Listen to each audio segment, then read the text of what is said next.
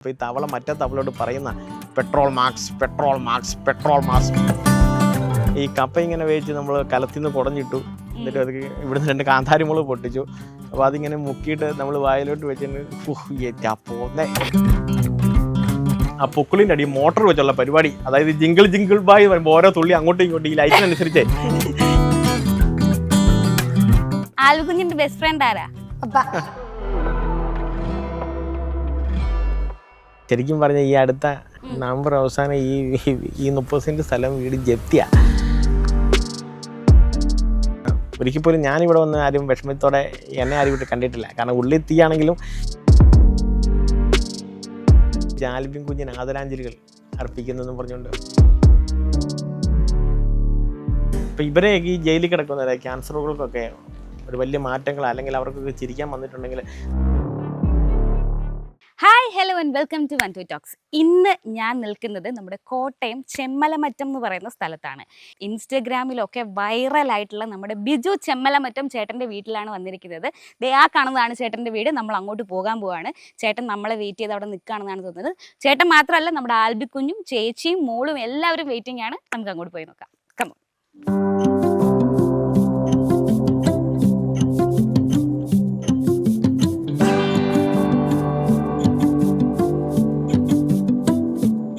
കുറച്ച് ദുർഘടമായ ഒരു പാതയാണിത്. ഒരു നാട്ടിൻപുറത്തേക്ക് ചെന്ന ഒരു വൈബിലൊക്കെയാണ് വരുന്നത്. കുറച്ച് വഴിയുടെ ഒരു ചെറിയ പ്രശ്നം ഉണ്ടെന്ന് തോന്നുന്നു. ഇതൊക്കെ എക്സ്പീരിയൻസ് ചെയ്യുമ്പോൾ ബിജുചേട്ടൻ്റെ ആ ഡയലോഗ് തന്നെയാണ് എൻ്റെ ഉള്ളിൽ ഇങ്ങനെ റെസണേറ്റ് ചെയ്തുകൊണ്ടിരിക്കുന്നത്. ജീവിതം ഒന്നേ ഉള്ളൂ, ആസ്വദിക്കൂ എന്ന് പറയുന്ന ബിജുചേട്ടൻ്റെ ചിരിച്ചുകൊണ്ടുള്ള ആ ഡയലോഗ്. ബിജുചേട്ടൻ വെയിറ്റ് ചെയ്ത് നിൽക്കുവാണെന്നാണ് പറഞ്ഞത്. ബിജുചേട്ടോയ്, ഹലോ കൂട്ടുകാരെ, വരൂ, എന്നെ സ്വീകരിക്കൂ. ഹായ് ആൽബിക്കുഞ്ഞെ. കണ്ടോ ഞാൻ വന്നിരിക്കരുതേ. എന്താ നമുക്ക് ആദ്യം നമുക്ക് സായാഹ്ന ഭക്ഷണത്തിലേക്ക് കിടക്കാം. സായാഹ്ന ഭക്ഷണം സ്പെഷ്യൽ എന്താ ഇന്ന്? സായാഹ്ന ഭക്ഷണം ചായയും നമ്മുടെ കേരളത്തിന്റെ തനിമഴ പരിപ്പോടെയും ഉഴുന്നോടെയാണ്. ഒരു നാടൻ പഴമുണ്ട്. ഒരു വീട്ടിൽ നിന്ന്. ഓക്കെ, അപ്പൊ നമുക്ക് നേരെ കഴിച്ചിട്ട് നമുക്ക് കുറച്ച് വർത്താനൊക്കെ പറയാം അല്ലേ? അപ്പോ ഞങ്ങൾ അകത്തുനിന്ന് ചായയൊക്കെ കുടിച്ചിട്ട് കുറച്ച് നേരം ഇരുന്ന് വർത്താനം പറയാനായിട്ട് അല്ലേ? അപ്പൊ ഞാൻ വന്നപ്പോഴേ നമ്മുടെ ഈ വഴിയാണല്ലേ, നിങ്ങൾ ഡെയിലി ഈ വഴിയിലൂടെയാണല്ലേ നിങ്ങൾ വന്നോണ്ടിരിക്കുന്നത്. അപ്പൊ ഞാൻ ഇതിനെ പറ്റിട്ട് ഇങ്ങനെ ചോദിച്ചപ്പോ ചേട്ടൻ ഓഫ് ക്യാമറ എനിക്ക് കുറച്ച് ഇൻട്രസ്റ്റിംഗ് ആയിട്ടുള്ള കാര്യം പറഞ്ഞു. അതുകൊണ്ടാണ് ഞാൻ റിപ്പീറ്റഡ്ലി ആ ക്വസ്റ്റ്യൻ ഇവിടെ ചോദിച്ചത്. എന്താണ് ഇപ്പോഴും ഇങ്ങനെ വഴിയിൽ ഇതേ വഴി, അതിന്റെ ഒരു പിന്നിൽ ഇതെന്താണ്? വഴിയെ ബാക്കി വീട്ടുകാർക്കൊക്കെ വഴി ഉണ്ടായിരുന്നു, ഞങ്ങൾക്ക് വഴിയില്ല. അപ്പൊ അത് ഇത് മറ്റൊരാളുടെ സ്ഥലത്തിന്റെ അതിർത്തിയിലാണ് ഞങ്ങളുടെ വീട് ഇരിക്കുന്നത്. അപ്പൊ ഞങ്ങൾ അവരോട് അങ്ങനെ ചോദിച്ചു. കാരണം ഞങ്ങളീ തോടും ചാടും എല്ലാം ചാടി നടക്കുന്നുണ്ട്.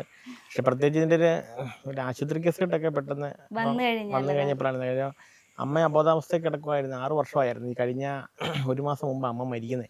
അപ്പോൾ പെട്ടെന്ന് ഹോസ്പിറ്റലിൽ ഇവിടുന്ന് എത്തിക്കാനും ഇവിടുന്ന് ബോഡി പള്ളിയിൽ കൊണ്ടുപോകാനൊക്കെ ആയിട്ട് മഴ ഈ കഴിഞ്ഞ മാസം മരിക്കുന്നത്, കഴിഞ്ഞ സെപ്റ്റംബർ അവസാനം മരിക്കുന്നത്. അപ്പോൾ ഇവിടുന്ന് എടുത്തുകൊണ്ട് പോകാനൊക്കെ ഉള്ളൊരു അന്നേരം അതിൻ്റെ ഒരു ബുദ്ധിമുട്ട് അറിഞ്ഞുള്ളായിരുന്നു. കാരണം ഞങ്ങൾ ഈ വീട്ടിലുള്ള എല്ലാവരും തന്നെ ഓടിച്ചാടി പറമ്പിൽ കൂടെ നടന്ന് വെളുപ്പിനെ അങ്ങോട്ടും ഇങ്ങോട്ടും നടന്നു.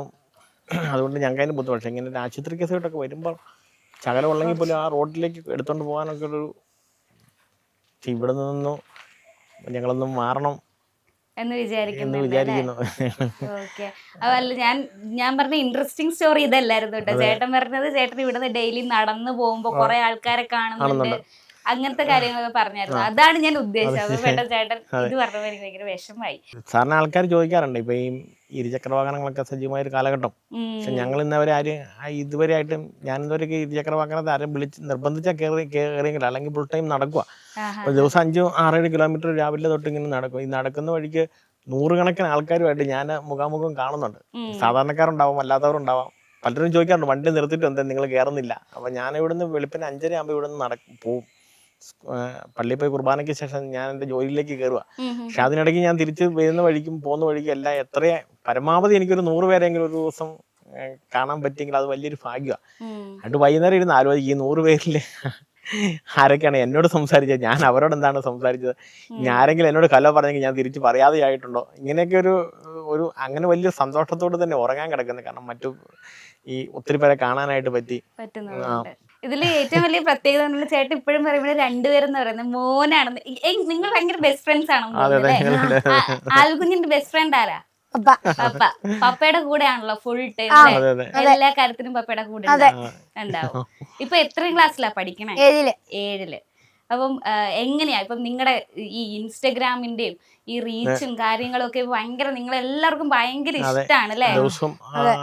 ദിവസം തന്നെയല്ല, ഒരു ദിവസം തന്നെ ഞങ്ങളെ അറിയാതെ 2 പേരുടെ ബർത്ത്ഡേ ഇങ്ങനെ പറഞ്ഞു പോയായിരുന്നു ആശംസകൾ. അപ്പൊ ഒരു ദിവസം തന്നെ ഇന്ന് തന്നെ ഇപ്പം 110 ചെയ്യാൻ കിടക്കും. ഒരു ദിവസത്തെ കാര്യമാണ് പറഞ്ഞത്. കേരളത്തിലെ 14 ജില്ലയിലും പുറത്തുനിന്നുമായിട്ടും. അപ്പോൾ ദിവസവും ആയിരക്കണക്കിന് ആൾക്കാർ ഞങ്ങളുമായിട്ട് ഇങ്ങനെ പക്ഷെ ഇങ്ങനെ ഞങ്ങളോട് ഇങ്ങനെ ചോദിക്കുന്ന ഒരാളെ പോലും നിരുത്സാഹപ്പെടുത്തുന്നില്ല. അത് അല്ല, എന്തേരം സമയം പോയാലും രാത്രിക്കാണെങ്കിലും ഹൈ സുഖമാണോ എന്ന് തിരിച്ച് അവർ ചോദിക്കുന്ന ഒരു ചോദ്യമുണ്ട്. ആരും അങ്ങനെയൊന്നും പറയാറില്ലല്ലോ. ഞങ്ങളെ ശരിക്കും പറഞ്ഞാല് ഈ ഇൻസ്റ്റാഗ്രാമിൽ വന്നിട്ട് അധികം ആയില്ല. ഞാൻ ചോദിക്കാൻ വരുമായിരുന്നു. ഇപ്പൊ ഇത്രയും ടെക്നോളജിക്കലി ഭയങ്കര ആക്റ്റീവ് ആയിട്ടുള്ള ഒരു കാലഘട്ടത്തില് ഭയങ്കര സാധാരണക്കാരായിട്ട് ജീവിക്കുന്ന ആളുകളാണ് ചേട്ടനും ഇപ്പൊ മോനാണെങ്കിലും ഫാമിലി മൊത്തത്തില്. അപ്പോ ഈ ഇൻസ്റ്റഗ്രാമിനെ കുറിച്ച് അറിഞ്ഞത് എവിടെ നിന്നാണ്? അല്ലെങ്കിൽ ഇൻസ്റ്റഗ്രാമിനെ കുറിച്ച് ഇങ്ങനെ റീൽസ് ഒക്കെ ചെയ്യാൻ പറ്റും പഠിച്ചത് എവിടെ നിന്നാണ്? പഠിച്ചത് ഫേസ്ബുക്കിൽ കുറെ നാളുകളായിട്ട് ഭയങ്കരമായിട്ട് സജീവമായിട്ട് ഉണ്ടായിരുന്നു. ഒരു 5000 ഫോളോവേഴ്സ് തന്നെ ആദ്യമായിരുന്നു. അതുകൂടാതെ തന്നെ ഇപ്പോഴും തന്നെ ഞങ്ങൾ വീട്ടിലെ ചില കാര്യങ്ങളൊക്കെ ഇട്ട് ഫേസ്ബുക്കിലുണ്ടായിരുന്നു. ബീച്ചാട്ടൻ ചമ്മനാട്ടം തന്നെ ഞാനും ഭാര്യയും പിള്ളേരും ഉണ്ടായിരുന്നു. അപ്പോൾ ഞങ്ങളിപ്പോൾ വൈകുന്നേരം ഒരു 7 മണിയാകുമ്പോൾ കുരിശോരയൊക്കെ കഴിഞ്ഞ് ചുമ്മായിരിക്കുക. അപ്പോൾ ഞങ്ങൾ തമ്മിൽ അങ്ങോട്ടും ഇങ്ങോട്ടും സംസാരിക്കും. അതെല്ലാം ഞങ്ങൾ ഈ ഫേസ്ബുക്കിൽ ഇങ്ങനെ ഇട്ട് കഴിഞ്ഞപ്പോൾ ഫേസ്ബുക്കിലെ ആൾക്കാർക്ക് അതിനോടൊരു ഭയങ്കര ഒരു താല്പര്യമായിരുന്നു. അങ്ങനെ ഒരു താല്പര്യമായി കഴിഞ്ഞ് വന്നു ഒരു ദിവസം ഈ പ്രത്യേകിച്ച് അമ്മ അബദ്ധാവസ്ഥയിലാണെന്ന് പറഞ്ഞു. അപ്പൊ ഈ ആശുപത്രിയിൽ അമ്മയ്ക്ക് രാത്രി ഗവൺമെന്റ് ആശുപത്രിയിലോ കൂട്ടിരിക്കണമായിരുന്നു. അപ്പൊ അമ്മ ഇങ്ങനെ ഉറങ്ങി കഴിഞ്ഞപ്പോൾ ഞാൻ അവിടെ ഇരുന്നുകൊണ്ട് ഇൻസ്റ്റാഗ്രാം എനിക്കൊരാൾ അക്കൗണ്ട് എടുത്ത് തന്നായിരുന്നു. ചുമ്മാ തുടങ്ങിയതുള്ളൂ. അപ്പൊ ഞാൻ അവിടെ ഇരുന്നുകൊണ്ട് ഈ ചെണ്ടാം മദ്ദളം തവല 3 വാദ്യോപകരണങ്ങൾ ചായക്കടയിൽ കയറിയാൽ എങ്ങനെ ഇരിക്കും എന്ന് പറഞ്ഞിട്ട് ഞാനൊരു സംഭവം ആശുപത്രിയുടെ തിണ്ണ ഇട്ടിട്ട് ഞാൻ അത് ഇൻസ്റ്റാഗ്രാമിൽ ഇട്ടു. പക്ഷെ അത് കഴിഞ്ഞിട്ട് അതങ്ങ് കുറച്ച് ദിവസം കഴിഞ്ഞപ്പം വേറെ ഇപ്പം ഈ പ്രദേശങ്ങളിലൊക്കെ ഈ പച്ചത്തവള കണ്ടമാനമുണ്ട്. ഞങ്ങളുടെ ഈ നാട്ടു പ്രദേശത്തെ ഈ വൈകുന്നേരം ഈ തവളെ പിടിക്കാനായിട്ട് ആൾക്കാർ പെട്രോൾ മാസം ഒക്കെ ആയിട്ട് ഇവിടെയുള്ള ആൾക്കാർ രാത്രി പോകും. അപ്പൊ ഈ വെട്ടം കാണുമ്പോൾ തവള എവിടെ നിൽക്കുക, തവളേനെ അന്നേരം അടിച്ചു കൊല്ലും. അപ്പൊ അങ്ങനെ ഒരു സംഭവം, ഈ തവളനെ പിടിക്കാൻ മഴയത്ത് ചെല്ലുന്നതും തവള തിരിച്ചു ചോദിക്കുന്നതും അതിൻ്റെ ഒരു മറുപടി, ഈ 2 കാര്യം ഞാൻ ചെയ്തിട്ട് ഞാനത് ഇരിച്ചു കഴിഞ്ഞപ്പോൾ ഈ പാലക്കാട്ടുള്ളൊരു സുന്ദീപ് എന്ന് പറഞ്ഞൊരു പാർട്ടി ഇത് കണ്ടു. പുള്ളിയുടെ അക്കൗണ്ടിലോട്ട് ഇതെടുത്ത് ഇട്ടു. അതെങ്ങനെ ഒരു 3 ദിവസം കൊണ്ട് അതുകൊണ്ട് 1 മില്യണിയത്തിന് മുകളിൽ ആൾക്കാർ ഇത് കണ്ടു കഴിഞ്ഞിട്ട് പിന്നെ ചോദിച്ചു ഇതാരാണ് ഇങ്ങനെ ഈ മനുഷ്യനെ ഇങ്ങനെ ചിരിച്ച്. അത് കഴിഞ്ഞാൽ തൊപ്പി എന്ന് പറഞ്ഞൊരു കഥാപാത്രം ഈ ഇൻസ്റ്റാഗ്രാമിൽ പുള്ളി അത് എന്നെ വിളിച്ചായിരുന്നു. അതിന് പുള്ളി ഒരെണ്ണം ചെയ്തായിരുന്നു, നിങ്ങളെങ്ങനെ ഹാപ്പി ആയിട്ടിരിക്കുന്നു ചോദിച്ചു. പക്ഷെ ആ ഒരു സംഭവം ഇങ്ങനെ ചെയ്ത് 1 മില്യനും കഴിഞ്ഞപ്പോൾ ആ പാലക്കാട്ടിൽ നിന്ന് പിന്നെ പലരും ഞങ്ങൾ ഈ ബസ് സ്റ്റാൻഡിലൊക്കെ നിൽക്കുമ്പോൾ പല ആൾക്കാരിങ്ങനെ പെട്രോൾ മാസ് ഈ കോളേജ് പിള്ളേരുടെ ക്യാമ്പസിൽ ഇതൊരു ഭയങ്കര തരംഗമായിട്ട് മാറി. അതായത് തവള വരമ്പത്തിരിക്കുന്ന ഈ പെട്രോൾ മാസമായിട്ട് തൂക്കി ചെല്ലുന്ന, അപ്പോൾ ഈ തവള മറ്റേ തവളയോട് പറയുന്ന പെട്രോൾ മാർക്സ്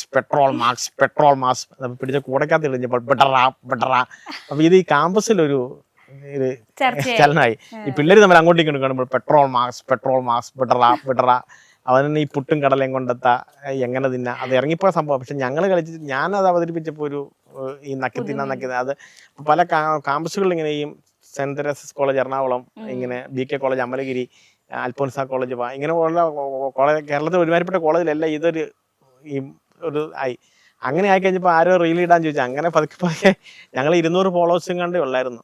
പെട്ടെന്ന് ഇതിന്നിപ്പോ 50Kയിലേക്ക് എത്തുന്നുണ്ട്. പക്ഷേ ഒത്തിരി തെറികളും വിമർശനങ്ങളൊക്കെ ബേസ് ഈ ഇൻസ്റ്റാഗ്രാമിൽ മറ്റു പലർക്കും ഉണ്ടെങ്കിലും ഞങ്ങൾക്ക് അത് പരമാവധി കുറവാണ്. കാരണം ഞങ്ങൾ ഒരു സാധാ മനുഷ്യരായതുകൊണ്ട് ചിരിക്കുന്നു, സന്തോഷിക്കുന്നു. അപ്പം ഈ ആൾക്കാർ ചോദിക്കുന്നത് നിങ്ങളെങ്ങനെ ഇങ്ങനെ ഹാപ്പി ആയിട്ട് അല്ല, നിങ്ങളിങ്ങനെ ലോകത്തിലെ ഏറ്റവും വലിയ സന്തോഷവാനായ ഒരു മനുഷ്യൻ നിങ്ങളാണോ എന്ന് ചോദിച്ചിട്ട് ഒത്തിരി പേര്, 100 കണക്കിന് ആൾക്കാർ, പ്രത്യേകിച്ച് വിദേശികൾ, അവർക്കുണ്ടാകുന്ന ഒരു ഫീലിംഗ് ഭയങ്കര. അപ്പം ഞങ്ങൾ ഒരു പ്രഭാത ഭക്ഷണവും സായാഹ്ന ഭക്ഷണവും എന്തായിരുന്നു ഉച്ചക്ക് ഊണെന്നേ പറയുന്നുള്ളൂ. ഈ പ്രമാദ ഭക്ഷണമായിരുന്നു അത്. ഇവിടെ ഗ്യാസ് ഉണ്ടെങ്കിലും വീട്ടിൽ ഗ്യാസ് ഉണ്ടെങ്കിലും കൂടുതലും അടുപ്പാ. അടുപ്പിലാണല്ലോ അവള് ഭാര്യ കൂടുതലും വിറകലാണ് സാധനം ചെയ്യുന്നത്. അപ്പൊ അതൊരു ഈ ഗ്യാസ്. അപ്പം ഈ കപ്പ ഇങ്ങനെ വേവിച്ച് നമ്മൾ കലത്തിന്ന് കുടഞ്ഞിട്ടു. എന്നിട്ട് അത് ഇവിടുന്ന് 2 കാന്താരിമുളക് പൊട്ടിച്ചു. അപ്പോൾ അതിങ്ങനെ മുക്കിയിട്ട് നമ്മൾ വായിലോട്ട് വെച്ചിട്ട് പോന്നെ എൻ്റെ കൂട്ടറിന് ഇത് ശരിക്കും അത് അങ്ങനെ ഒരു വീഡിയോ ഒരു ആദ്യം വന്നിട്ടു. പക്ഷെ അത് ഭയങ്കരമായ ഒരു പ്രതിഫലനം. ഈ വിദേശത്തുള്ളവരെല്ലാവരും ചേട്ടാ ഞാനിങ്ങനെ ഇന്ന സ്ഥലത്തുനിന്നാണ് വിളിക്കുന്നത്, ഞാൻ വർഷങ്ങളായി വിദേശത്താണ്, എന്നേലും കഴിക്കും, ഞങ്ങൾ ഫ്ലാറ്റിൽ നിന്ന് ഇറങ്ങി പോകും, പക്ഷേ നിങ്ങൾ ആ മുളകിനകത്തോട്ട് മുക്കി വായിലോട്ട് വെച്ചപ്പോൾ വെക്കുന്ന നിങ്ങളുടെ ആ എരിവുണ്ട്, ആ സീനുണ്ടല്ലോ, അതെൻ്റെ പഴയകാല ഓർമ്മകളിലേക്ക് എന്നെ എൻ്റെ അമ്മ പണ്ടിങ്ങനെ കപ്പ പറിച്ചു കൊണ്ട് തന്നതും. അത് ഞങ്ങൾ മിക്കപ്പോഴും ചേമ്പ് പുഴുങ്ങി കഴിക്കുമായിരുന്നു. പക്ഷെ അതെല്ലാം ഈ ഒരു 50 വയസ്സിന് ശേഷമുള്ളവർ, 40-30 വയസ്സിന് ഇടയ്ക്കുള്ളവർ, പിന്നെ പുതിയ പിള്ളേർ സെറ്റ് വന്ന് ഈ ചെണ്ടക്കപ്പ എങ്ങനെയാണ് മുക്കി ഇതിനകത്തോട്ട് ചേരുന്ന കഴിയുക, അതുപോലെ തന്നെ കപ്പയ്ക്കകത്ത് മോരൊഴിച്ച് കഴിക്കുക, അതെല്ലാം ഈ ഭയങ്കരമായൊരു ഈ ഫാമിലി ആയിട്ട് താമസിക്കുന്ന ഒരു ഫ്ലാറ്റിലൊക്കെ ആയിരിക്കും താമസിക്കുന്നത്. അപ്പോൾ ഈയിടെ ഈ കഴിഞ്ഞ ദിവസം ഒരാൾ കുവൈറ്റിൽ കാസർഗോഡുകാരൻ ബന്ധുടുക്കുന്ന ഒരു രാജേഷം ഒരാൾ വിളിച്ച്, അയാൾ പറഞ്ഞ ഇതാണ്, ഭാര്യ നൈറ്റാണ്, ഭാര്യ നൈറ്റിൽ പോകും, അത് കഴിഞ്ഞ് പിന്നെ പകലും ഞാൻ പോകും, അപ്പം ഞങ്ങൾ തമ്മിൽ അങ്ങനെ പിള്ളേരങ്ങനെ പഠിക്കുന്നു, പക്ഷേ എന്നേലും ഭാര്യ വരിച്ച് തിന്നും, പക്ഷേ നിങ്ങൾ ആ ചേമ്പ് കഴിക്കുന്ന ഒരു സീനുണ്ടല്ലോ, ഞാനന്ന് ഓഫീസിൽ ഉച്ചവരെ ലീവ് എടുത്തെന്ന് പറഞ്ഞു. കാരണം ഞാനിത് കുറേ നേരം ഇരുന്ന് കണ്ടെന്ന് പറഞ്ഞു. ഈ ചേമ്പ് ഇങ്ങനെ അവസാനം ഞങ്ങൾ ഈ കൈ നക്കി തുടയ്ക്കുന്ന ഒരു സീനുണ്ടായിരുന്നു ഈ ചേമ്പിൻ്റെ കഴിഞ്ഞിട്ടേ. പുള്ളി പറഞ്ഞു ആ ഒരു സീന് പണ്ടിങ്ങനെ ആയിരുന്നു എന്ന് പറഞ്ഞു. ഞങ്ങൾ അതിപ്പോൾ എത്രയോ വർഷങ്ങൾക്ക് മുൻപാണ്. പക്ഷെ അതിപ്പം നിങ്ങൾ അത് ഞങ്ങൾക്കൊക്കെ ഈ പറയുന്ന പോലെ ഞങ്ങളൊക്കെ വീട്ടിൽ നിന്ന് മാറി നിൽക്കുന്നവരാണ്. അപ്പം വീട് മിസ് ചെയ്യുക, ഫുഡുകള്, ഇപ്പം ഈ കപ്പയും ഇതൊക്കെ നമ്മളൊക്കെ പണ്ട് കഴിക്കുന്ന സംഭവങ്ങളാണ്, പക്ഷെ അതൊക്കെ ഭയങ്കരമായിട്ട് മിസ് ചെയ്യുന്ന ഒരു സംഭവമാണ്. ആൽബിക്കുഞ്ഞ് ഇവിടെ മിണ്ടാതിരിക്കും, ഞാൻ ആൽബിക്കുഞ്ഞിനോട് 2 ദിവസം ചോദിക്കട്ടെ. സ്കൂളിലൊക്കെ ഇപ്പം ഈ വീഡിയോ ഒക്കെ കണ്ട് ഭയങ്കര സ്റ്റാർ ആണോ ഇപ്പൊ? അതെ, സ്കൂളിലാണ് എനിക്ക് ഏറ്റവും കൂടുതൽ ഫാൻസ് ഉള്ളത്. എനിക്ക് വയ്യ. ഇൻസ്റ്റാഗ്രാമിലും ഫേസ്ബുക്കിലും, എന്നാലും കൂടുതലും സ്കൂളിൽ തന്നെയാണ്. അത് കാണുമ്പോൾ ഓടിയെത്തും. നല്ല ഇതാണ് ചെയ്യുന്നത്, എനിക്ക് കൈയൊക്കെ തരും. പിന്നെ ടീച്ചേഴ്സിന് നല്ല അഭിപ്രായമാണ്. ചേട്ടന്മാരെ ചേച്ചിമാരെ എന്നുള്ള ആ വിളിയിൽ അനിയന്മാരെ അനിയത്തിമാരെ വിളിക്കാത്തത് എന്താ? ചേട്ടന്മാരെ ചേച്ചിമാരെ മാത്രം മതി, ആ ഡയലോഗ് മാത്രം മതി എന്ന് എന്നോട് എല്ലാരും പറഞ്ഞില്ലേ? അത് ഭയങ്കര രസാണല്ലേ. ചേട്ടന്റെ ആ കൂട്ടുകാരെ വിളിയും, ആൽബിക്കുഞ്ഞിന്റെ ചേട്ടന്മാരെ ചേച്ചിമാരെ വിളിയും. ഒരു സംഭവം ഉണ്ടായിരുന്നു, ഈ കൊല്ലം ആര്യങ്കാവ് എന്ന് പറയുന്ന സ്ഥലം, കൊല്ലം ജില്ലയിലുള്ള ആര്യങ്കാവ്, അവിടെയുള്ള സുനീഷ് എന്ന് പറഞ്ഞൊരു ചെറുപ്പക്കാരൻ വീട്ടിലെന്തോ പ്രശ്നം ഉണ്ടായിട്ട് അവൻ രാത്രിക്ക് ഈ തെന്മലയോ കൊല്ലം ജില്ലയാണ് ആൽമൂത്തിയോ ഏതാണ്ട് പരിപാടിയായിട്ട് ഇവൻ രാത്രി പോവാ. ഈ ചെറുപ്പക്കാരൻ ഒരു രാത്രി ഒരു 9-9:30 ആയിരുന്നു. അപ്പോൾ ഇവനിങ്ങനെ പോവാന്ന് പറഞ്ഞു. പോയിട്ട് ഇവനെ ഈ തെന്മലയ്ക്കും ആര്യങ്കാവ് തെന്മല ആ റൂട്ടിൽ എവിടെയോ അവൻ ഈ സ്ഥലം കണ്ടെത്തിയിരിക്കുന്നത്, ഈ ജീവിതം അവസാനിപ്പിക്കാൻ ഇവൻ പോവാ. അപ്പം ഇവൻ അങ്ങനെ പോയി കഴിയുമ്പോൾ ഇവൻ ചുമ്മാ ഈ എല്ലാം ഫോണും മറ്റു സാധനങ്ങളെല്ലാം എടുത്ത് മാറ്റി കളയാനാ. അപ്പം ഇവനിങ്ങനെ ഈ ഫോൺ ഇങ്ങനെ ഓണാക്കിയപ്പോൾ ചേട്ടന്മാരെ ചേച്ചിമാരെ എന്ന് പറഞ്ഞു. ഇവൻ ആദ്യം ഇവൻ്റെ ഉള്ളിൽ നിന്ന് ഒരു ചിരി. ഇവൻ രാത്രി ഒരു 10-11 നമ്പർ ഫേസ്ബുക്കിൽ നിന്ന് വിളിച്ചു. ഇവനെ എഴുന്നേപ്പിച്ചിട്ട് ചേട്ടന്മാരെ ചേച്ചിമാരെ ഒന്നുകൂടി ഒന്ന് കേൾപ്പിക്കാവോ എന്ന് ചോദിച്ചു. പിന്നെ ഉറക്കത്തിൽ വിളിച്ചിട്ട് ചേട്ടന്മാരെ ചേച്ചിമാരെ കണ്ടാ ചേട്ടൻ പറഞ്ഞു ഞാൻ തിരിച്ചു പോവാണ്. പക്ഷെ ആ വിളിയിൽ എന്നെ ആരോ സ്നേഹിക്കുന്ന, അല്ലെ എനിക്ക് ആരൊക്കെ ഉണ്ട്, അവൻ്റെ ആ ചിരിയും പുഞ്ചിരി എന്നെ അത് നമ്മൾ ഉറങ്ങി രാത്രി 11-11:30 ആയെന്ന് കൂട്ടണം. അപ്പോഴാണ് ഈ പയ്യെ ചെറുപ്പക്കാരൻ്റെ ഫോൺ കോൾ വരുന്നത്. പിന്നെ എഴുന്നേറ്റ് ഞാൻ പറഞ്ഞു ആ ഒരു വിളിയിലാണ് അവനൊരു ജീവിതം അവസാനിപ്പിക്കാൻ പോയ ഒരാളിനെ ആൽബിക്കുഞ്ഞിന്റെ ചേട്ടന്മാരെ ചേച്ചിമാരെന്നുള്ള വിളിയിൽ ജീവിതത്തിലേക്ക് തിരിച്ചു കൊണ്ടുവന്നു അല്ലേ? അത് അങ്ങനെയുള്ള അനുഭവം നമ്മളിവിടെ ചുമ്മാ പറഞ്ഞത്, പക്ഷെ എന്തോ ഒരു മനുഷ്യനെ ടച്ച് ചെയ്ത. അതെ, അതാണ് എനിക്കൊന്ന് ചേട്ടന്റെയും ഈ ഒരു ഏറ്റവും വലിയ പ്രത്യേകത എന്ന് പറയുന്ന ആളുകളുടെ ഹൃദയത്തിലേക്ക്. ഞാൻ ചോദിക്കണമെന്ന് ആഗ്രഹിച്ചൊരു കാര്യമുണ്ട്. ചേട്ടൻ എപ്പോഴും പറയുന്ന ഒരു വാക്ക്, നിങ്ങൾ സന്തോഷമായിട്ടിരിക്കുക, ഒറ്റ ജീവിതമല്ലേ ഉള്ളൂ, ജീവിതം ആസ്വദിക്കാനുള്ളതാണെന്ന് പറയുന്നുണ്ട്. ചേട്ടൻ ആ ഒരു തിരിച്ചറിവ്, അല്ലെങ്കിൽ അതിന്റെ പിന്നിൽ അങ്ങനത്തെ ഒരു സംഭവം എല്ലാരോടും പറഞ്ഞു കൊടുക്കാനായിട്ട് തോന്നുന്ന ഒരു ജീവിത കഥ, ഹാർഡായിട്ടുള്ള ഒരു കഥയുണ്ടോ? ഞങ്ങളുടെ ഈ വീട് ഒരു സർവീസ് സഹകരണ ബാങ്കിൽ നിന്ന് ലോൺ എടുത്ത അതുമായി ബന്ധപ്പെട്ട് ഈ സ്ഥലം ഈടാ.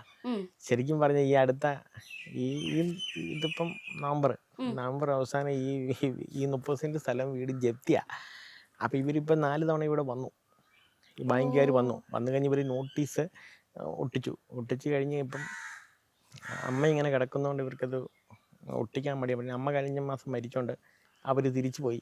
അപ്പം 7 ലക്ഷം രൂപയ്ക്കും 10 ലക്ഷം രൂപ ഇവിടെ നോട്ടീസെല്ലാം ഇരിപ്പുണ്ട്. ഇവിടെ 10 ലക്ഷം രൂപയ്ക്ക് നമ്മൾ ബാങ്കിൽ അടയ്ക്കണം. അപ്പോൾ അവർ ഈ നവംബർ 30 അടയ്ക്കണം. അപ്പോൾ ഇവർ ഇന്നലെ രാവിലെ വിളിച്ചു. ഇന്നലെ ഞാൻ രാവിലെ ബാങ്കിൽ പോയി, ഇപ്പോഴും ഞാൻ ബാങ്കിൽ പോയിട്ടാണ് വന്നത്.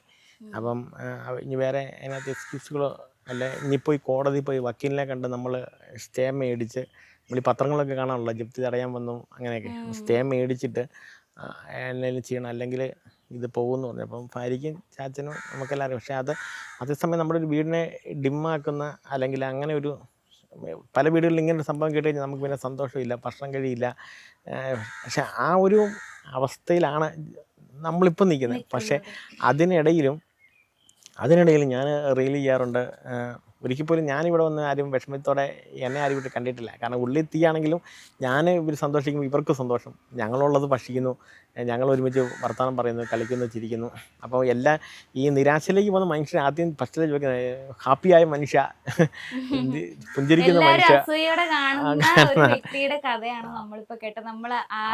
അതെ കാണുന്നത്. പക്ഷെ അത് ജോലി ഉണ്ടെന്ന് പറഞ്ഞപ്പോഴും ജോലി ശമ്പളം ഈ അമ്മയുടെ ചികിത്സയുമായി ബന്ധപ്പെട്ടുമൊക്കെ. പക്ഷേ ഇപ്പോൾ ഈ വീടിൻ്റെ ഈ 2 മുറി പള്ളിക്ക് നിന്ന് പണിത് തന്നാൽ, പക്ഷേ ഇതിൻ്റെ അകമെല്ലാം പൊളിഞ്ഞ് സാധാ കിടക്കുക. പക്ഷെ അവിടെ പോലും ഒന്നും ചെയ്യാനോ ഒരു സിമെൻ്റ് ഇടാനോ ഒന്നും നമുക്ക് പറ്റിയിട്ടില്ല. പക്ഷെ എന്നിരുന്നാലും നമ്മൾ ആ ഒരു കൊച്ചു ജീവിതം ഉള്ളെങ്കിൽ നമ്മൾ പരസ്പരം ഞങ്ങൾ 3 പേരും കൂടെ മുഖത്തോട്ട് മുഖം നോക്കി വിഷമിച്ചിരിക്കുന്ന ആ സംഭവം ഞങ്ങൾ മാറ്റി ഉള്ള സമയം. പക്ഷെ ഞങ്ങളുടെ ഈ സന്തോഷം മറ്റുള്ളവർക്ക് പകർന്നു കൊടുക്കുക എന്നുള്ളൊരു ഈ ലക്ഷ്യം മാത്രമേ ഉള്ളൂ. അതുകൊണ്ട് മറ്റുള്ളവർക്ക് നമ്മൾ പറഞ്ഞു കൊടുക്കുന്നു, അവർ ഹാപ്പിയാകുന്നു. അവർ ഹാപ്പിയായാൽ മതി, നമ്മുടെ സന്തോഷമല്ല മറിച്ച് ഞാൻ മൂലം മറ്റൊരാളെ സന്തോഷിച്ചാൽ എനിക്ക് ആ സന്തോഷം മതി. ആ രീതിയിലാണ് ഞങ്ങൾ എല്ലാവരും പോകുന്നത്. പക്ഷേ ഭാര്യ പലപ്പോഴും രാത്രി ഇരുന്ന് കരയാറുമൊക്കെ, രാത്രിക്ക് കരയുന്നൊക്കെ ഉണ്ട്. രാത്രിയുടെ യാമങ്ങളിലൊക്കെ എഴുന്നേറ്റ് നിന്ന് ഇങ്ങനെ പോയി എങ്ങനെ ചെയ്യും എന്നെ. പക്ഷേ അങ്ങനെ ഉണ്ടെങ്കിൽ പോലും ഒരിക്കൽ പോലും നമ്മൾ താമസിച്ചില്ല. വെളുപ്പിനെ 3 ആകുമ്പോൾ എന്നേക്കും 1 മണിക്കൂർ പ്രാർത്ഥിക്കുന്നു, 4-4:45 നമ്മൾ പോകുന്നു. അപ്പോൾ ഇത്രയും ആൾക്കാർ, ഞാൻ പറഞ്ഞ 100 കണക്കിന് ആൾക്കാരോട്ട് കാണുന്നത്. അപ്പം നമ്മൾ അങ്ങനെ ഒരു ടെൻഷൻ നമുക്ക് അങ്ങനെ ഇല്ല. തിരിച്ചിവിടെ വന്നാലും നമുക്ക് ടെൻഷനിലേക്ക് ഇവിടെ വന്നാൽ ഭാര്യ, ഭർത്താവ്, പിള്ളേർ, മക്കള് അവരുമായിട്ട് കളിക്കുന്നു, ചിരിക്കുന്നു. പക്ഷെ അതിനിടയിൽ സംഗതി ഉണ്ടെങ്കിലും നമുക്കൊരു പോസിറ്റീവ് പവറിങ് ഉണ്ട്. കാരണം ഈ ഇൻസ്റ്റാഗ്രാമിലൊക്കെ 10,000 ആൾക്കാരെ കാണുന്നു, അല്ല അവരോട് നമ്മളൊരു ചിന്ത കൊടുക്കുന്നു, ചിരിക്കുന്നു. ഇപ്പം ഈ 100 കണക്കിന് പിള്ളേർ വിളിക്കുന്ന ചോദ്യം, ടെൻഷൻ കയറി ചേട്ടാ, അല്ലെ ഇപ്പം മംഗലാപുരം നേഴ്സിംഗ് കോളേജിൽ നിന്ന് 3 പെൺപിള്ളേർ ഇന്നലെ വിളിച്ചു, ഭയങ്കരമായ പിരിമുറുക്കമാണ്. അപ്പം ഒന്നെങ്കിൽ പ്രഭാത ഭക്ഷണം ഒന്ന് കഴിച്ച് കാണിക്കാമോ, അല്ല ചേച്ചിമാരെ ഒന്ന് വിളിപ്പിക്കാവോ. പക്ഷേ അങ്ങനെ 100 കണക്കിന് പിള്ളേരായി വിളിക്കുന്നു, പെൺപിള്ളേർ ഈ ഹോസ്റ്റലിൽ നിന്നെല്ലാം കിടന്ന് വിളിക്കും. പക്ഷെ അതൊന്നും ഞാൻ പറഞ്ഞ അവരോടെല്ലാം ഞങ്ങൾ പരമാവധി സംസാരിക്കും, അവരോട് കാര്യങ്ങൾ പറയും, ചിന്തിക്കും. പക്ഷേ ഞാൻ പറഞ്ഞ ഇതിപ്പോൾ അത് നവംബർ 30 ആകാനെങ്കിൽ ഏതാനും ദിവസങ്ങൾ മാത്രമേ നമ്മുടെ മുന്നിൽ അവശേഷിക്കുന്നുള്ളൂ. പക്ഷേ എന്നിരുന്നാലും നമ്മളൊരു സ്ഥലത്തേക്ക് ഒതുങ്ങിക്കൂടി. ഇപ്പോൾ സ്കൂളിലായപ്പോൾ എന്നെക്കുറിച്ച് സ്കൂളിൽ പിള്ളേർക്കെല്ലാം ഭയങ്കര ഞാൻ ഇപ്പോൾ സബ് ജില്ലാ കലോത്സവം ഞാൻ 5 മോണോയിറ്റ് പഠിപ്പിച്ചായിരുന്നു. 5 മോണോയിറ്റിനും ഫസ്റ്റ് A ഗ്രേഡുവാ. ഞാൻ പിയൂണാ. അപ്പോൾ സ്കൂളിൽ നാടകവും രചനാ സംവിധാനം ഞാനാ. അപ്പോൾ അങ്ങനെയല്ല. അപ്പം ഞാൻ ഇതിനിടയ്ക്ക് നമുക്കൊരു നെഗറ്റീവ് ചിന്ത മനസ്സിലേക്ക് താലോലിക്കാൻ, അതിനെ വളർത്താനോ സമയമില്ല. മറിച്ച് 1 മിനിറ്റ് കിട്ടിയെങ്കിൽ പോലും നമ്മൾ മറ്റുള്ളവരെ സന്തോഷിപ്പിക്കുന്നു, അവരോട് കാര്യങ്ങൾ സംസാരിക്കുന്നു. പക്ഷേ എന്നിരുന്നാലും ഇങ്ങനൊരു ശൂന്യത വരാതിരിക്കാനായിട്ട് ശ്രമിക്കുന്നുണ്ട്. അങ്ങനെ വന്നു കഴിഞ്ഞാൽ ചിലപ്പോൾ ഒരു പക്ഷേ നമ്മൾ ഡിമ്മാകാൻ 101% സാധ്യതയുണ്ട്. പക്ഷേ ഇപ്പോൾ ബാങ്കുകാർ വന്നെന്ന് പറഞ്ഞാൽ പോലും കഴിഞ്ഞ സ്കൂളിൽ വന്നു, ഒരു മേലധികാരികളെ കണ്ടു, വേണ്ടപ്പെട്ടവരെ കണ്ടു, ഇപ്പോൾ ഇവിടെ വന്ന് ഭാര്യയുടെ പേരിൽ എഴുത്തു കൊടുത്തു. ഇതെല്ലാം സംഭവങ്ങളെല്ലാം നടക്കുന്നുണ്ട്. പക്ഷേ എന്നാലും നമുക്കൊരു കൃത്യമായിട്ട് നമുക്കതിനകത്തൊരു കൃത്യമായിട്ടൊരു പോംവഴി നിലവിൽ വന്നിട്ടില്ല.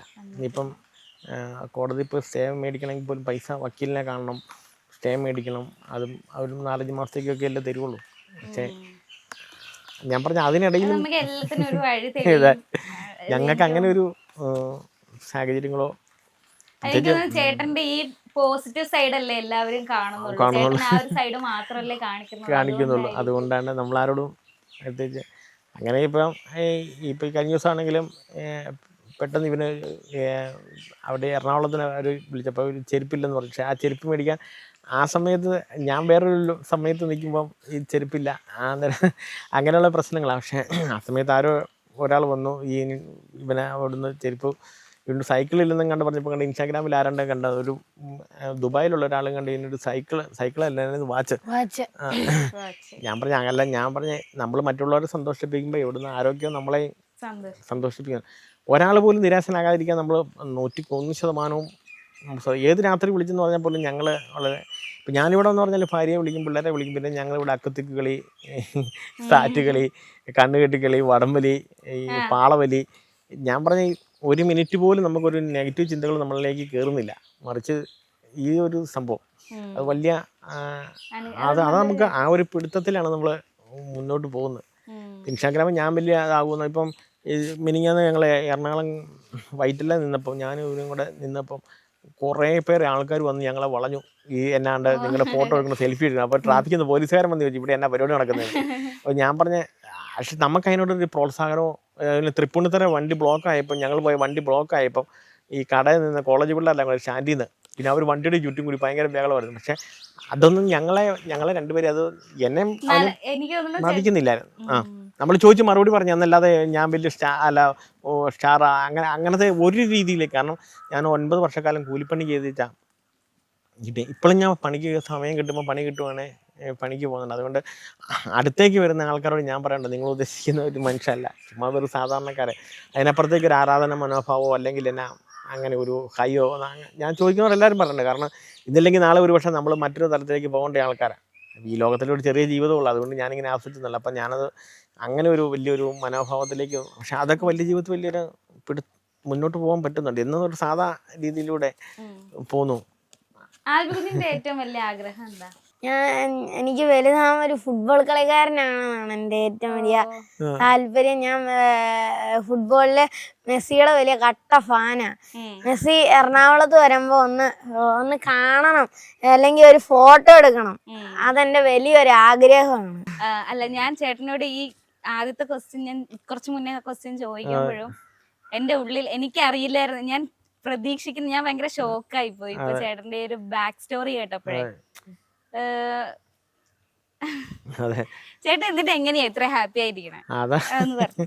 അത് ഞാൻ പറഞ്ഞ അതാണ്. അതിനിടയിലും നമ്മൾ ശൂന്യത ചില സമയങ്ങളിൽ നമ്മളെ വല്ലാതെ എന്നാ ഈ ആത്മഹത്യപരമായ രീതിക്ക് പോലും മറ്റുള്ളവർ പറയുന്ന പോലെ നമ്മൾ ഒരുപക്ഷെ ഇവിടെ ഇരുന്നിട്ട് കാര്യമില്ല എന്ന് പലപ്പോൾ അങ്ങനെ തോന്നൽ നമുക്കും ഉണ്ടാകാറുണ്ട്. കാരണം അത്രയും ഒരു ഇതിലാണല്ലോ നമ്മൾ നിൽക്കുന്നത്. പലരോടും പറഞ്ഞു ഇപ്പം ഞാൻ മുമ്പേ നിങ്ങൾ വരുന്നതിന് 1 മണിക്കൂർ മുമ്പ് ഞാൻ ചെന്ന് അവരോട് കയറി പറഞ്ഞിട്ട് ഞാൻ ഇപ്പം തിരിച്ചിവിടെ വരുന്നത്. പക്ഷെ ഞാനത് ഇവരോട് അങ്ങനെ പറയാം. പക്ഷേ ഒരു തവി ചോറയുള്ളെങ്കിൽ പോലും ഈ എല്ലാവരും കൂടെ ഒരുമിച്ചിരുന്ന ഒരു ഭക്ഷണം കഴിക്കുക, അതാണ്. അപ്പം ഞാനെന്തെങ്കിലും തമാശ പറയും, അവൾ ചിരിക്കും, ഇവർ ചിരിക്കും. പിന്നെ ഇവിടെ 5-6 പൂച്ച, പട്ടി, അപ്പം മൃഗങ്ങളെ ഇതെല്ലാവരും കൂടെ ആയിട്ടൊരു സമീപനം. അതിനകത്ത് നമ്മൾ ഒന്നിനെക്കുറിച്ചും അല്ലെ പണ്ടേ ഇപ്പോൾ കൂട്ടയാത്മഹത്യ അങ്ങനെയൊക്കെ നമ്മൾക്ക് കേൾക്കാറുണ്ടല്ലോ. പക്ഷെ നമ്മൾ അത് പറഞ്ഞ അതൊന്നും അങ്ങനെ വരുന്നത് എന്നതാണ് സ്വീകരിക്കാന്നൊരു. പക്ഷെ എന്നിരുന്നാലും ഞാൻ മൂലം അല്ലെ ഇവൻ മൂലം മറ്റാരൊക്കെയോ സന്തോഷിക്കുന്നു, അല്ല മറ്റാരെയൊക്കെയോ നമുക്ക് സന്തോഷിപ്പിക്കാൻ പറ്റുന്നു. അത് ജീവിതത്തിൽ വലിയൊരു നേട്ടമാണെന്നാണ് ഞാൻ കരുതുന്നത്. ഒരു മനുഷ്യൻ സ്നേഹപൂർവ്വം പുഞ്ചിരിച്ച് കാണുമ്പോൾ അല്ലെ നിങ്ങളെ അല്ലെ നമ്മൾ അസുഖമാണോ എന്ന് ചോദിക്കുമ്പോൾ അതൊക്കെ ഒരു വലിയ സന്തോഷം. അതുകൊണ്ട് അങ്ങനെ ഒരു പ്രശ്നങ്ങൾ ഞങ്ങളെ നേരിടുന്നില്ല. ഞങ്ങൾ ഇങ്ങനെ തന്നെ മുന്നോട്ട്. ചേട്ടന് ആദ്യമൊക്കെ വീഡിയോ ഇടുമ്പോ കുറച്ച് ബാക്ക്ഗ്രൗണ്ട് കട്ട് ചെയ്ത് ഡാൻസ് ഒക്കെ ചെയ്യുന്ന വീഡിയോസ് ഒക്കെ ഒരുപാട് കണ്ടിട്ടുണ്ട്. അപ്പൊ അന്ന് എനിക്ക് തോന്നുന്നു കുറച്ചുകൂടെ ആൾക്കാർ കുറച്ച് നെഗറ്റീവ് ഒക്കെ പറഞ്ഞിട്ടുണ്ട് അന്ന്. അതിനുശേഷമാണ് എല്ലാവർക്കും ഭയങ്കരമായിട്ട് ഇപ്പൊ എല്ലാവരും എനിക്ക് തോന്നുന്നു മാൻ വിത്ത് 0 ഹേറ്റേഴ്സ് എന്നാണ് ചേട്ടനെ പറയുന്നത്.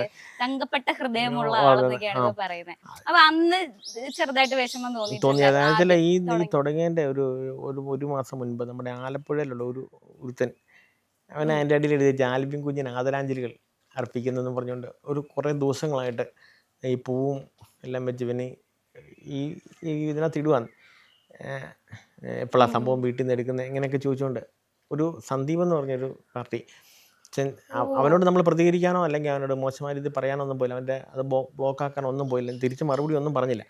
പക്ഷെ പിന്നീട് അത് ആരോ കണ്ടു കഴിഞ്ഞിട്ട് പിന്നെ 10,000-കണക്കിന് ആൾക്കാരെ ഈ പുള്ളിയെ ക്രൂശിക്കുന്നതായിട്ട് കണ്ടു. ആരുടെ ഞങ്ങളുടെ ആൽബിൻ കുഞ്ഞിനെ ചെയ്തെന്ന് ചോദിച്ചുകൊണ്ടൊക്കെ. അതെ, അങ്ങനെയുള്ള ഒത്തിരി സംഭവങ്ങൾ അതിനിടയ്ക്ക്. പക്ഷെ നമ്മളങ്ങനെ ഞാനൊന്നും നോക്കല്ല. പക്ഷേ എനിക്കറിയാം ഒത്തിരി പേര് സന്തോഷിക്കുന്നുണ്ട്. അതായത് അല്ല ഈ പ്രമാദ പ്രശ്നം എന്നെ ഒത്തിരി പേരെ ടച്ച് ചെയ്തതായിട്ട് പലരും പല ഭാര്യമാർ പോലും പലപ്പോഴും ഇങ്ങനെ പറഞ്ഞിട്ടുണ്ട്, നീ ഇന്ന് ബിജാട്ടൻ ചെമ്മനോട് തന്നെ പ്രഭാത ഭക്ഷണം കണ്ടു, നിനക്ക് 2 കപ്പ രാവിലെ വേവിച്ച എന്നാ എന്നൊക്കെ ചോദിച്ചു വീട്ടിൽ വഴക്കാന്നൊക്കെ പറഞ്ഞ് ചെയ്യുന്ന ആൾക്കാരുമാണ്. അപ്പോൾ നമ്മൾ ഈ കഴിഞ്ഞ ദിവസം ഞങ്ങൾ കടയിൽ നിന്ന് ഈ കുട്ടൻ മീൻ എന്ന് പറഞ്ഞ മീനുണ്ട്, ആ മീൻ മേടിച്ചിട്ട് ഞങ്ങൾ ഇവിടെ കൊണ്ടുവന്ന് അടുപ്പിനകത്തിട്ട് ചുട്ടു. ഈ ഈ ചാരത്തിനകത്തിട്ട് ഈ മീൻ ചൂടുകയാണ് നല്ലതാണ്. ചുട്ടിച്ച് ആ മീൻ ഇങ്ങനെ പൊക്കി എടുത്തിട്ട് ഈ കപ്പ വേവിച്ചിട്ട് ഈ മീൻ ഞുള്ളി രണ്ടുപേരും കൂടെ ഈ മീനും കപ്പയും കൂടെ വായിലോട്ട് വെച്ചു. പിന്നെ ഒരു മണിക്കൂർ കഴിഞ്ഞില്ല, ലക്ഷക്കണക്കിന് ആൾക്കാരായിരുന്നു. ചേട്ടാ ഒന്നുകൂടി അടുപ്പിച്ചല്ലാവോ, ആ മീനൊന്ന് ചൂടാവോ, അത് ചുട്ടിട്ട് എൻ്റെ പൊന്നെ. അങ്ങനെ ഒരു ബാല്യം ഞങ്ങൾക്ക് ഉണ്ടായിരുന്നു. 6-7 മക്കളുള്ള ഒരു കുടുംബത്തിലായിരുന്നു. അപ്പം മീന്തല, പല വീടുകളിലും മീൻ ദശയൊക്കെ മൂത്തർക്ക് കൊടുത്താലും ഇളയം കൊടുത്താലും ചിലപ്പോൾ മൂത്തർക്ക് തലയായിരിക്കും മീന്തല. ഇപ്പം മീന്തല പൂച്ചയ്ക്കൊക്കെ കൊടുക്കാറുള്ളൂ, അതും വെട്ടിയേ കൊടുക്കാറുള്ളൂ. പക്ഷേ നിങ്ങളതെങ്ങനെയാണ് ചാരത്തിനകത്തിട്ട് അത് ചുട്ട്, അപ്പോൾ ആ ഒരു സംഭവം ഒന്നുകൂടെ കാണിക്കാൻ വെച്ചിട്ടുണ്ടോ അനേകം പേര് വിളിച്ചു. ഞാൻ പറഞ്ഞു നമ്മളിപ്പോൾ ഈ അടക്കളയ്ക്കകത്ത് നിന്നിട്ട് ചെറിയൊരു സാധനം ചെയ്തത്, പക്ഷെ അത് ഭയങ്കരമായിട്ടുള്ള ആൾക്കാർക്ക് ഒരു ഭയങ്കര അനുഭവമായി മാറി. എനിക്ക് തോന്നുന്നു ചേട്ടന്റെ വീഡിയോസിന്റെ ഏറ്റവും വലിയ പ്രത്യേകതയും ഈ പറഞ്ഞ നാട് മനോഹാരിത. എനിക്കും ഒരു വ്ളോഗ് ചാനലൊക്കെ ഉള്ളത്, പക്ഷെ ഞാനൊക്കെ ഉണ്ടല്ലോ ഒരുപാട് ചിന്തിക്കും ഒരു കണ്ടന്റ് ചെയ്യുന്നതിന് മുമ്പ്, ഇത് ചെയ്ത ആളുകൾക്ക് ഇഷ്ടപ്പെടുവോ, അത് ചെയ്താൽ ഇഷ്ടപ്പെടുവോ. പക്ഷെ ചേട്ടന് അങ്ങനത്തെ ഉള്ള ഒരു പ്രശ്നങ്ങളും ഇല്ല. ചേട്ടനൊക്കെ ഭയങ്കര ഒരു മാതൃക തരുന്ന പോലെയാണ്. എന്നും നമുക്ക് കണ്ടന്റ് ആക്കാം, അല്ലെങ്കിൽ നമ്മുടെ കുഞ്ഞു ജീവിതമാണ്, നമ്മളായിട്ട് നിന്ന് കഴിഞ്ഞാൽ അത് കാണാൻ ആളുകൾ ഉണ്ടാവും എന്നുള്ളതിന്റെ ഒരു പ്രധാനപ്പെട്ട എക്സാമ്പിൾ ആയിട്ട് ചേട്ടനെ ഫീൽ ചെയ്യുന്നുണ്ട്. അപ്പം ഈ ഇല്ലായ്മയും എല്ലാം ചേട്ടൻ കാണിക്കുന്നുണ്ട് കണ്ടന്റ് ആയിട്ട്. അപ്പം അത് അങ്ങനെ ചെയ്യാനുണ്ടായ ഒരു റീസൺ എന്താണ്? ഇത് മതി നമ്മുടെ കണ്ടന്റ്, നമ്മുടെ ഡെയിലി ലൈഫ് ഇങ്ങനെ കണ്ടന്റ് ആക്കി കാണിക്കാൻ. ഞാൻ ഈ സ്കൂളിൽ ജോലി ഉണ്ടെങ്കിൽ പോലും ഇട സമയങ്ങളിൽ അല്ല ഒരു വർഷം കൂടുതലായിട്ട് ഞാൻ ഈ ക്യാൻസർ രോഗികളുടെ അവരെ സന്ദർശിക്കാൻ പോകും. ഞങ്ങൾ ഇവനെ ഇടയ്ക്ക് കൊണ്ടുപോകും. പിന്നെ മാസം ഒരെങ്കിലും ഒരു ആശുപത്രി കൊണ്ട് രോഗികളെ കൊണ്ട് കാണിക്കും. പിന്നെ കൂടുതലായിട്ട് ഞാൻ ജയിലുകൾ സന്ദർശിക്കുക. അതാർക്കും പരമാവധി ആളുകളില്ല, പരമാവധി ഞാൻ ഈ സബ് ജയിലുകൾ സൂപ്രണ്ടിനോട് അനുവാദം ചോദിച്ചു വരും. എന്നിട്ട് അവരെ എല്ലാവരും കൂടെ ഒരുമിച്ച് കൂട്ടിയിട്ട് അവർക്ക് വേണ്ടിയിട്ട് ഒരു മിമിക്രി അവതരിപ്പിക്കും. മിക്കപ്പോഴും ഇപ്പോഴും ചെയ്യാറുണ്ട്. അപ്പം ഒരു വർഷം ഞാൻ 60 സ്റ്റേജ് അല്ലെങ്കിലും 60 പ്രോഗ്രാം അല്ലെങ്കിൽ ചെയ്യാറുണ്ട്. കൂടുതലായിട്ടും ക്യാൻസർ പേഷ്യൻ്റ്, ഈ തടവറക്കരയിൽ കഴിയുന്നവരെ. അപ്പോൾ ഇവരെ എല്ലാം കൂടെ കൂട്ടിയിട്ട് ഇപ്പം ഈ ജയിലിൽ കിടക്കുന്നവർക്കൊക്കെ ഒരു ഭയങ്കര ത്രില്ലാണ്. ഈ കുറേ നേരം കിടന്ന് പൊട്ടിച്ചിരിക്കും.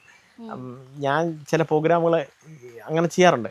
പക്ഷെ അവിടെ നിന്നൊക്കെ ഒരു കിട്ടിയ ഒരു ചെറിയ ഒരു തത്വങ്ങൾ, അല്ല അവരുടെ ചെറിയ താലന്തുകൾ, അതെല്ലാം കൂടെ ഇങ്ങനെ ഓമനിച്ച് ഇപ്പം ഇവരെ ഈ ജയിലിൽ കിടക്കുന്നവരെ ക്യാൻസറുകൾക്കൊക്കെ ഒരു വലിയ മാറ്റങ്ങൾ, അല്ലെങ്കിൽ അവർക്കൊക്കെ ചിരിക്കാൻ വന്നിട്ടുണ്ടെങ്കിൽ ഈ തൃശ്ശൂർ അമല ക്യാൻസർ ആശുപത്രിയിലൊക്കെ 1 മാസമൊക്കെ പോയി ഞാൻ നിന്നിട്ടുണ്ട്. മറ്റൊന്നുമില്ല, ഇപ്പോൾ ഈ രോഗികളുടെ ഇടയ്ക്കൂടെ ഇങ്ങനെ തമാശ പറയുക, പൂജപ്പുര സെൻട്രൽ ജയിലിൽ ചെല്ലുക. അപ്പം അതിൽ നിന്നൊക്കെ കിട്ടുന്ന ഒരു വലിയ അർത്ഥം. ഒരുപാട് ആൾക്കാർ ഇങ്ങനെ ഇപ്പോഴും വീടുകളിൽ, ജയിലുകളിൽ, ആശുപത്രിയിലൊക്കെ കിടപ്പുണ്ട് ആരോഗ്യമില്ലാതെ. അപ്പോൾ അവരുടെ അടുത്ത് ചെല്ലുക, സന്തോഷിപ്പിക്കുക. അപ്പോൾ അങ്ങനെ കിട്ടിക്കഴിയുമ്പോൾ എന്നാൽ ഇത് മറ്റുള്ളവർക്കൂടെ ഒന്ന് കൊടുത്താലോ. അപ്പോൾ അങ്ങനെയുള്ള കുറേ ആശയങ്ങൾ വെച്ചുകൊണ്ട് തന്നെയാണ് ഞാൻ ഇപ്പോഴും മുന്നോട്ട് പോകുന്നത്. ഈ കേരളത്തിലെ ഒരു മത്സരം നടക്കുകയാണ്, നുണ മത്സരം. ഒരു മത്സരം നടന്നു ഈ ഓണത്തിന്.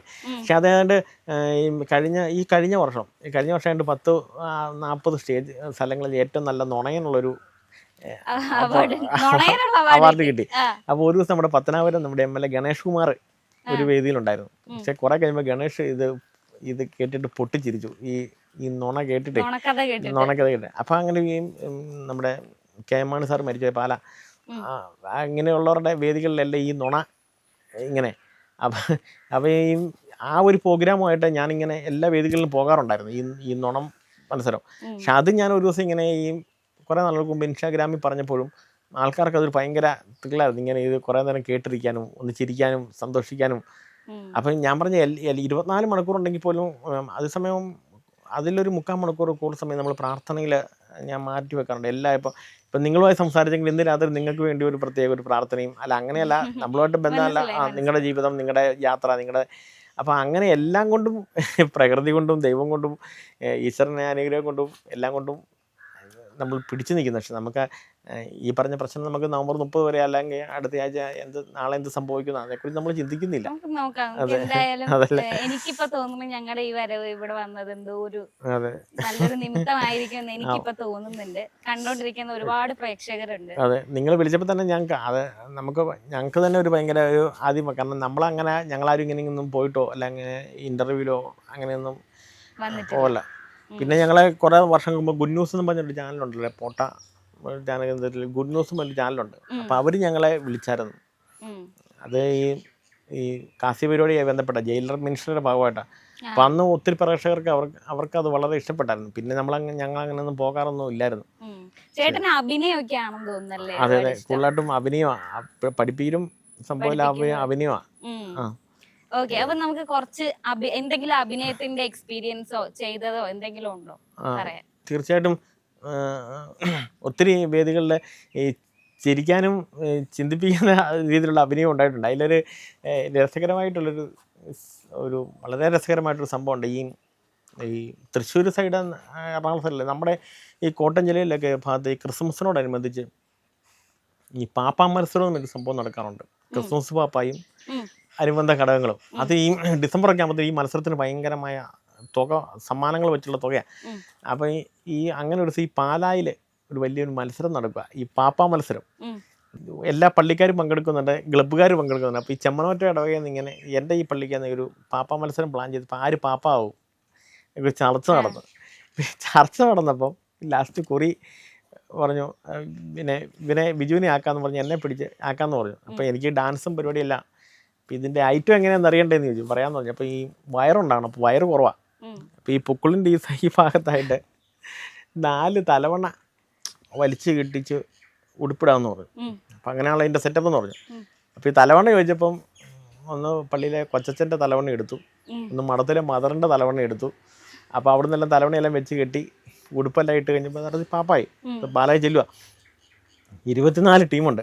അപ്പം ഇത് രസകരമാണ്. 24 ടീമിൽ 12ാമത്തെ ടീമാണ് ഞങ്ങളുടെ ഇത്. അപ്പം ജിങ്കിൾ ജിങ്കിൾ ബായ് എന്ന് പറഞ്ഞൊരു പാട്ട്, ആ പാട്ടിന് പാപ്പ ഇങ്ങനെ ഡാൻസ് ചെയ്യണം പരിപാടിയാണ്. കൃത്യം ഈ സമയത്തിൻ്റെ ഒരു അരമണിക്കൂർ മുമ്പ് മൂത്രശങ്കയുണ്ടായി. അച്ഛനോട് പറഞ്ഞു, അച്ഛാ മൂത്രശങ്കയുണ്ടായി. അച്ഛൻ പറഞ്ഞു, തപ്പിയൊന്നും നോക്കണ്ട, ഇത് എവിടെ മൊത്തം തലവണ്ണയാ, എങ്ങനെയെങ്കിലും പിടിച്ച് നിൽക്കുക, രക്ഷയുള്ളെന്ന് പറഞ്ഞു. ഞാൻ പറഞ്ഞു, അച്ഛാ അത് പറഞ്ഞിട്ട് കാര്യമില്ല, ഇപ്പം സംഗതി അന്ന് വണ്ടിയിൽ നിന്ന് കയറുമ്പോൾ അല്ല നീ പിടിച്ചു വെച്ചാൽ മതിയാവും പറഞ്ഞു. അച്ഛാ അതിപ്പോൾ നടക്കുന്ന കേസല്ലെന്ന് പറഞ്ഞു. ഇപ്പം തപ്പമെന്നാണ് പറഞ്ഞു. ഇവിടെ എല്ലാം ഫ്രണ്ട് മുഴുവൻ 5-6 തലവണയാണല്ലോ, പിടിച്ചു നിന്നോണോ പറഞ്ഞു. ചെസ് നമ്പർ 13 വിളിച്ചു. ഈ ജിങ്കിൾ ജിങ്കിൾ പാട്ട് ഇട്ടിച്ച ഒന്ന് ചാടി, സംഗതി പോയി. സംഗതി പോകുന്ന കാര്യം നമുക്കറിയാം, കാരണം വെള്ളം പോകുന്നതായിട്ട് നമുക്കറിയാലോ. ഡാൻസുകളെല്ലാം കളിച്ചു. ഈ എല്ലാം കഴിഞ്ഞപ്പോൾ രസകരമായ തമ്മിൽ അതെല്ലാം കഴിഞ്ഞപ്പോൾ ലൈറ്റാ. ഇപ്പം 2 കപ്പൂച്ചിന് താടി എന്ന പ്രായം ചെയ്യുന്ന അച്ഛന്മാരാ ജഡ്ജസ്. ഇതെല്ലാം കഴിഞ്ഞ് കഴിഞ്ഞപ്പം ഞാൻ കരഞ്ഞോണ്ട് പറഞ്ഞു, അച്ഛാ സംഭവിച്ചു പോയി. അപ്പം അച്ഛൻ പറഞ്ഞ് സാരമില്ല, പക്ഷേ മദറിൻ്റെ തലവണ്ണയും വികാരിച്ചൻ്റെ തലവണ്ണയും എങ്ങനെ ഉണ്ടാക്കി കൊടുക്കുക, ആരും ജപ്പാനീന്ന് പോലും കണ്ടുകൊടുത്ത് എൻ്റെ തലവണ്ണ പോട്ടെ നമുക്ക് പോകാമെന്ന് പറഞ്ഞു. പോകാൻ തുടങ്ങിയ സമയത്ത് പറഞ്ഞു, ഇവിടെ നടന്ന പാപ്പാ മത്സരത്തിൽ ചെസ് നമ്പർ 13 1ാം സ്ഥാനം മേടിച്ചു. അപ്പത്തേനും പറഞ്ഞു, ആ പാപ്പായി ഒന്ന് കാണണമെന്ന് പറഞ്ഞു.